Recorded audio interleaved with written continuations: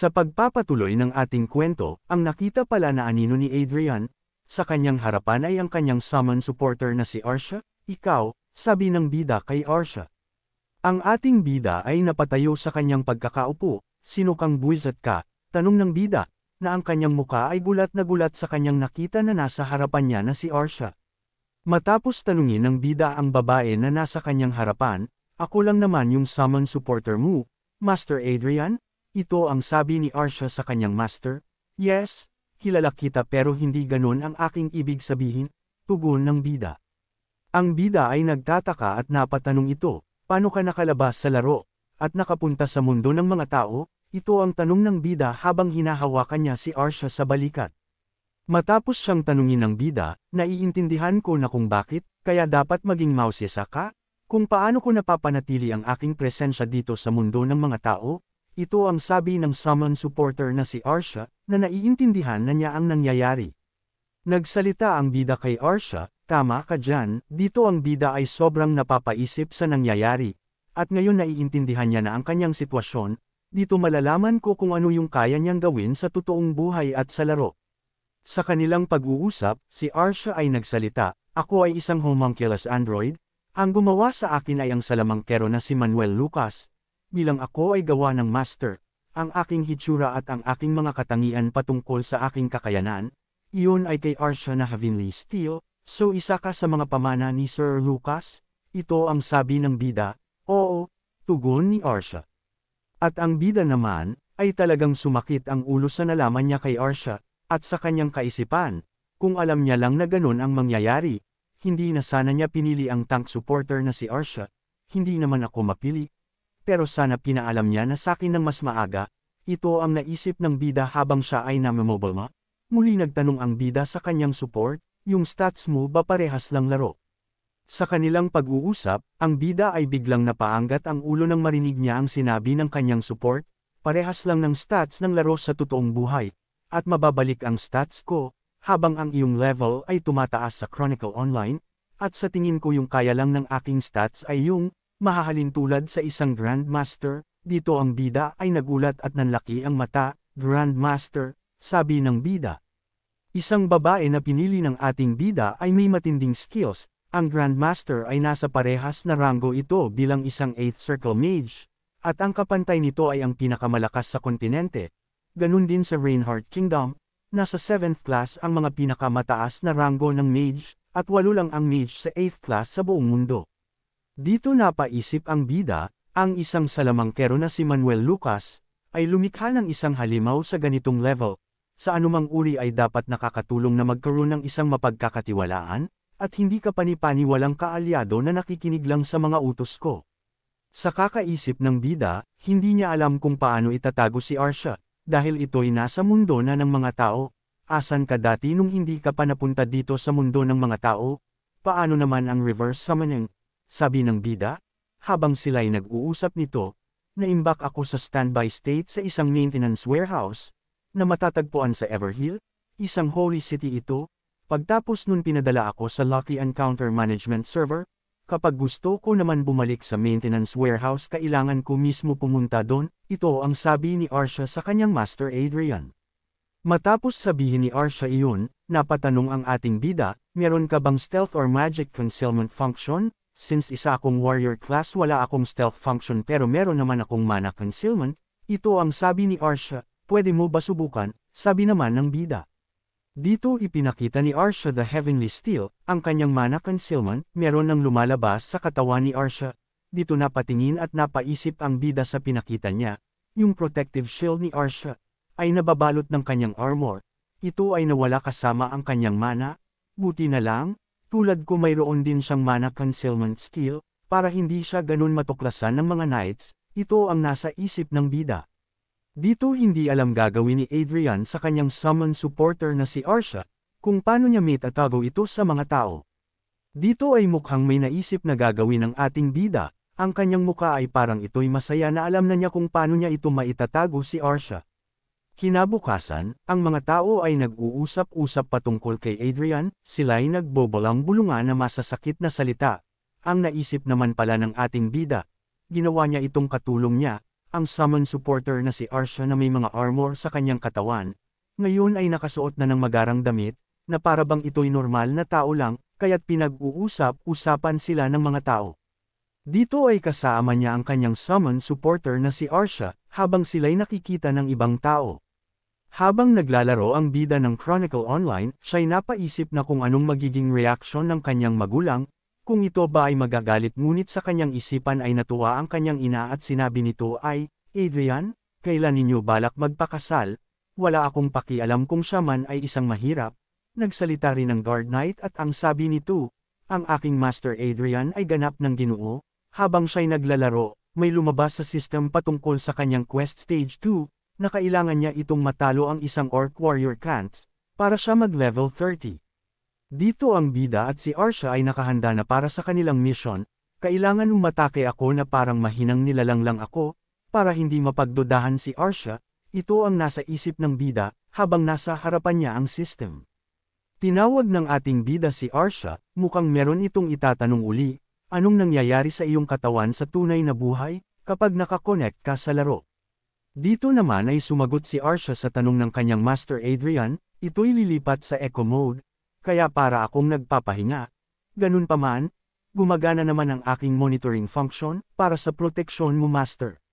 Nang marinig ng bida ang sinabi ng kanyang summon supporter na si Arshia, "Oh, so ibig sabihin, kung may problema sa labas, maari mong ipaalam sakin o kaya naman sagutin agad? Tama di ba?" Ito ang sabi ng bida kay Arshia na ang kanyang mukha ay masaya. "Yes, Master Adrian." Ito ang tugon ni Arshia, na ang kanyang mata ay nagkukulay berde. At dito magsisimula na ang kanilang mission, at ang kanilang kakalabanin ay parang isang halimaw na nanlalakihan ang mga paa. Ito'y isang halimaw na sobrang laki ng katawan, at merong mga sungay ito, at ang pangil sa kanyang bibig ay umusli, sa sobrang laki at tulis nito. At ang kanyang mata naman ay nagkukulay pula na para bang ito'y demonyo, at nagngangalan itong Orc Warrior Khants, na may health points na 5,500, dito napaangat ang kanilang ulo nang makita nila ang kanilang kakalabanin, at hindi lang ito basta-basta na kalaban, sa sobrang laki ng kanilang kalaban sila ay naging maliit, ito na ang simulan ng kanilang Fate Quest Stage 2, at kailangan nila matalo ang isang halimaw na nasa harapan nila. Ang halimaw ay napasalita sa kanyang kalaban, "Mga mortal, kaya kung maging isang special, kung kayo ay matalo ko," ito ang sabi ng isang halimaw na ang kanyang mga mata ay kulay pula. At dito may lumabas na system sa ating bida, at ang sabi ng system, ang paggamit ng consumable attack item, tulad ng mga bomba at scroll ay impossible. Ang mga paggamit ng mga bagay na nagpapadali sa pangangaso ay ipinagbabawal, dahil si Manuel Lucas gusto niya ang kanyang mga disipulo ay malalakas, para kapag tinalo niya ang mga halimaw mas lalakas pa ito, dahil nasa isip ng ating bida ay mahirap ito patayin. Kaya't ang ating bida ay tinawag niya ang kanyang summon supporter na si Arshia, para magsimula sa laban na kanilang haharapin. Dito nagsimulang umatake ang isang halimaw, "Mamatay kayo mga humans." Sabi ng halimaw sa kanila, si Arshia ay patuloy pa rin sa pagprotekta sa kanyang Master Adrian, kaya't sinangga niya ang pag-atake ng halimaw sa kanila, gamit ang kanyang armor, para lang hindi mapinsala ang kanyang master. Makikita natin dito kung gaano katibay ang armor ni Arshia, na kayang promotekta ng kanyang master.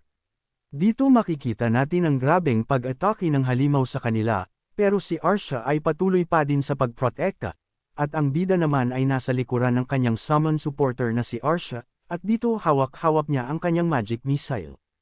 At ang halimaw ay nagtaka at napaisip sa kanyang nakita, mukhang grabe ang pagsanib puwersa nina Adrian at Arshia, kaya't nagtaka ang halimaw. Dito ay nagsimulang umatake ang bida, at inihagis niya ang kanyang magic missile sa halimaw, habang ang kanyang support ay nasa harapan, upang siya'y protektahan nito. At dito ay nagsimula ng sumabog ang magic missile ni Adrian, at iyon nga nataman ang halimaw, at ito'y nag-critical hit sa kalaban. Unti-unti nang nababawasan ang health points ng halimaw dahil sa inihagis na magic missile ng ating bida, ito'y nag-critical, kaya't napasabi ang bida, "Galing."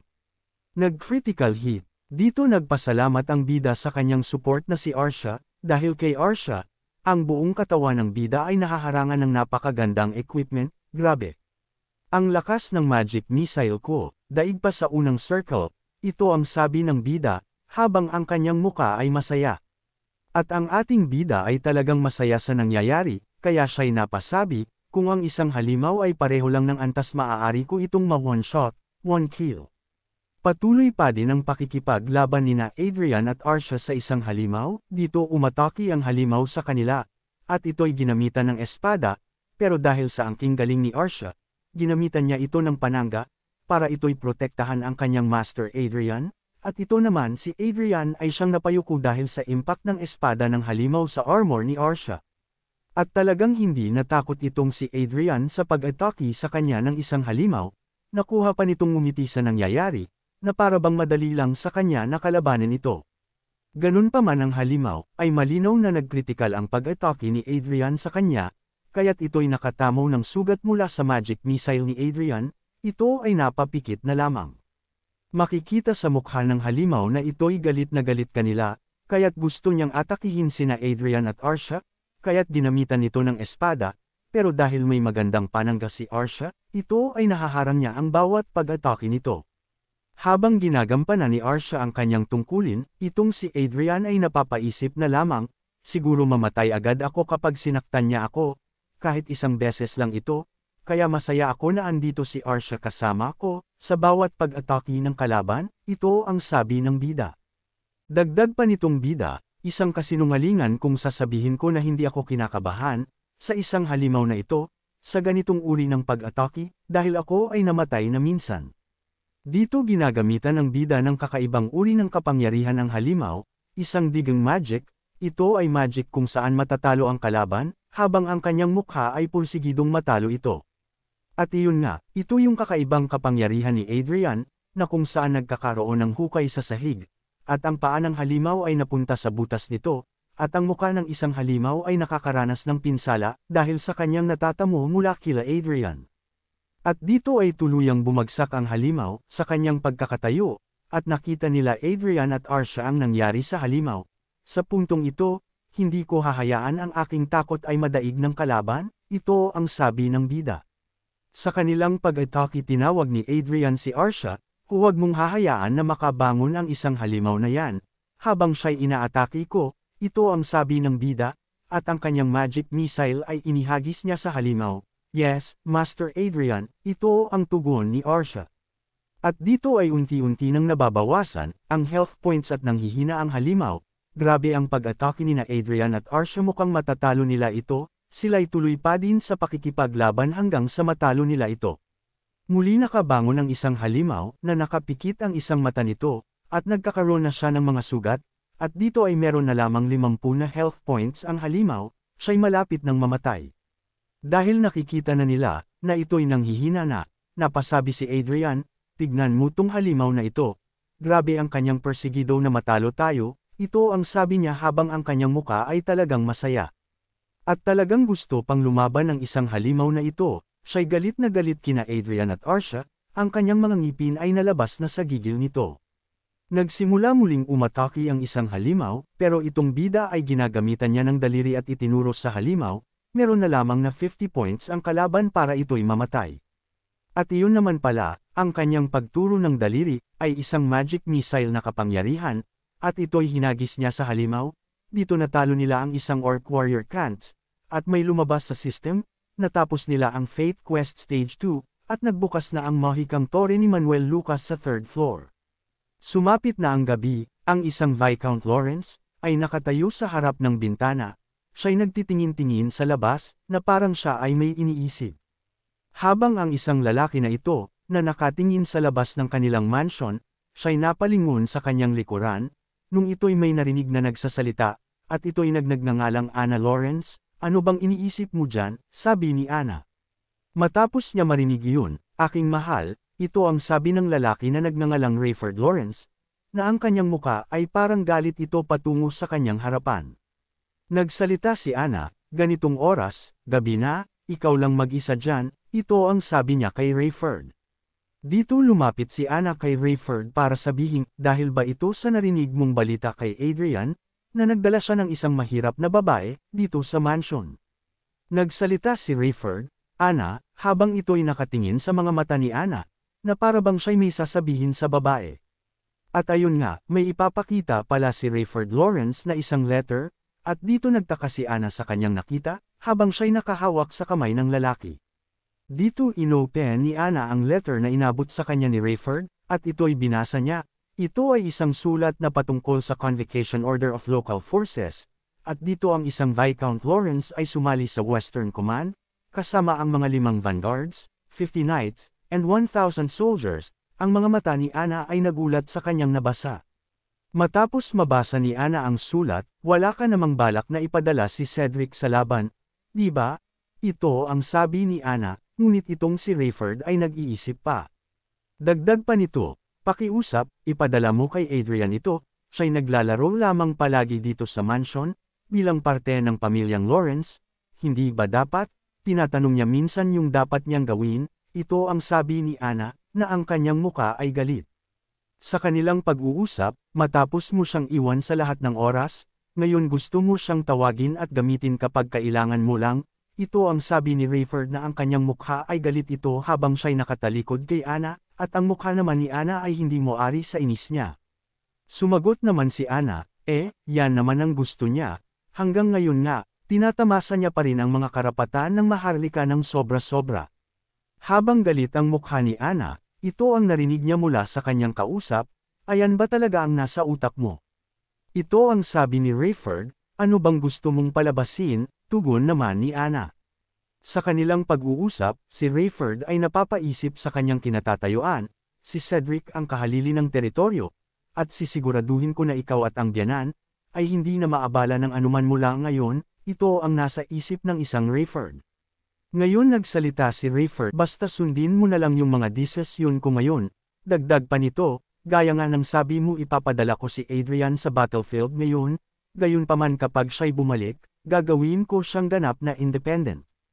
Tuloy pa din sa pag-uusap ang dalawa, at ang hiling ng isang Rayford, sana lang hindi malagay sa panganib sina Adrian at Sylvia sa hinaharap, kasama na doon ang anumang pagsubaybay at lihim na pagsisiyasat, ito ang sabi ni Rayford kay Ana. Dagdag pa nito, tama na siguro ito no, di ba? Huminto ngayon at hayaan natin na maging malaya si Adrian sa kanyang buhay, sabi ni Rayford. At dito bumalik si Adrian sa pagsisinay, habang ang lalaki ay nanunood sa kanya.